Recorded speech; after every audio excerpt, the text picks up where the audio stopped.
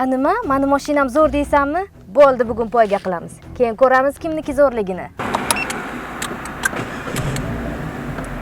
Afsuski, yoshlarning o'yinqaroqligi sabab tashkil etilgan poyga oqibatida avtohalokat yuz berdi. Otasining erkatoylari bo'lgan, biri 19 yoshli, ikkinchisi 17 yoshli maktab o'quvchisi yarim tunda poyga uyushtirishadi. Oqibatda o'yindan o't chiqib, avtomashinalar bir nuqtada qarama-qarshi harakatlanib, o'zaro to'qnashadi. To'qnashuv oqibatida har ikkala avtomashina haydovchilari jiddiy tan jarohati olib kasalxonaga olib ketilgan. Lasetti rusumli transport vositasini boshqargan voyaga yetmagan maktab o'quvchisi 2025-yil fevral oyida ham ma'muriy tartibda javobgarlikka tortilgan bo'lib, tegishli xulosa chiqarmasdan ushbu Lasetti rusumli transport vositasini ota-onasidan so'roqsiz yana tungi vaqtda olib chiqib, Monza rusumli transport vositasi bilan o'zaro kelishuv asosida yo'l harakati qoidalarini qo'pol ravishda Buxoro shahrining Ibn Sino ko'chalarida buzadi va dadam mashinalarini kalitiga yashirinch pultini olib zavod qilgandim. Keyin Monza rusumli avtomobil bilan surishib yurgandik. U protiv chiqqanda lobna-lob urildik.